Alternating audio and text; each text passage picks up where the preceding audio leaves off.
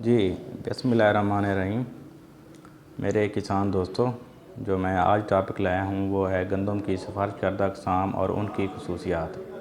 जब भी हम गंदम का सिफारिश करदा बीज इस्तेमाल करते हैं तो हमें पता नहीं होता कि जो हम बीज इस्तेमाल कर रहे हैं सीड की पोटेंशियल क्या है, यानी कि उसकी पैदावारी सलाहियत कितना है। यानी कि हम अगर खाद डालेंगे, पानी सही टाइम पे लगाएंगे, स्प्रे करेंगे, सारा कुछ यूज़ करेंगे, लेकिन फिर भी यानी कि हमें यील्ड कितना मिलेगी, पैदावार हमारी कितने मान होगी।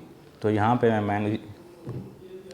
पे जो मैं आपको बताने लगा हूँ वो है गंदम की सिफारिश करदा अक़साम और उनकी पैदावारी सलाहियत। जो सबसे वैरायटी पहले है वो है सहर 2006। जो पैदावारी सलाहियत है वो है 64 मन फ़ी एकड़। जो नेक्स्ट है चकवाल 50। जो पैदावारी सलाहियत है वो है 60 मन फ़ी एकड़। तो नेक्स्ट जो वैरायटी है वो है लसानी 2008।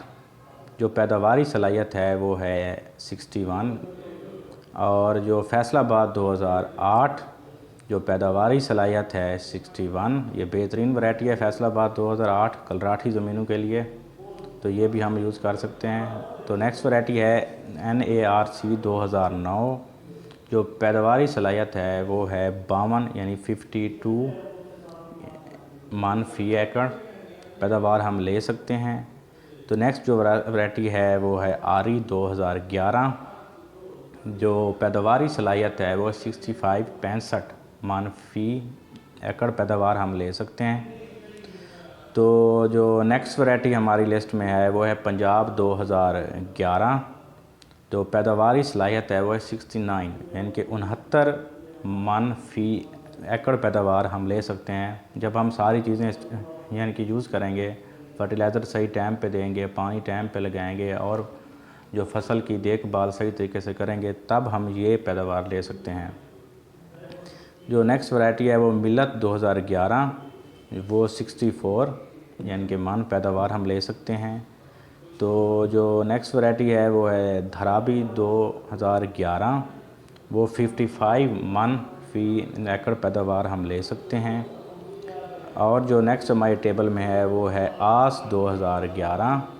ये 72 यानी कि 72 मन फ़ी एकड़ पैदावार हम ले सकते हैं। जो नेक्स्ट हमारी वैरायटी है वो है गैलेक्सी 2013। गैलेक्सी की जो पैदावारी सलाहियत है वो है 79 यानी कि 79 मन फ़ी एकड़ पैदावार ले सकते हैं। लेकिन ये पिछले साल हमारी फसलों पे कुंगी का हमला हुआ था, तो गैलेक्सी पे सबसे ज़्यादा हुआ है, इसलिए ये यहाँ पे कुंगी का अटैक ज़्यादा होने का चांस है, वहाँ पे ये काश्त कम से कम की जाए। तो जो नेक्स्ट वैरायटी है वो है पाकिस्तान 2013। ये बरानी इलाकों के लिए है। ये जो पैदावारी सलाहियत है वो है 72 यानी कि 72 मन फ़ी एकड़।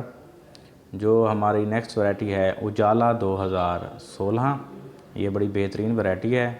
ये है 75 मन फ़ी एकड़ पैदावार है। जो नेक्स्ट वैरायटी हमने डाली हुई है लिस्ट में वो है बोरलाग 2016। ये भी बेहतरीन वैरायटी है। ये 72 मन फ़ी एकड़ पैदावार देगी। नेक्स्ट है जोहर 2016। जोहर की जो पैदावारी सलाहियत है वो है 70 मन फ़ी एकड़। जो नेक्स्ट है NN गंदम 1, ये जो आपको देगी 68 मन फ़ी एकड़। और जो नेक्स्ट वैरायटी है फ़तेह जंग, ये है 2016। ये आपको 60 मन फ़ी एकड़ पैदावार देगी।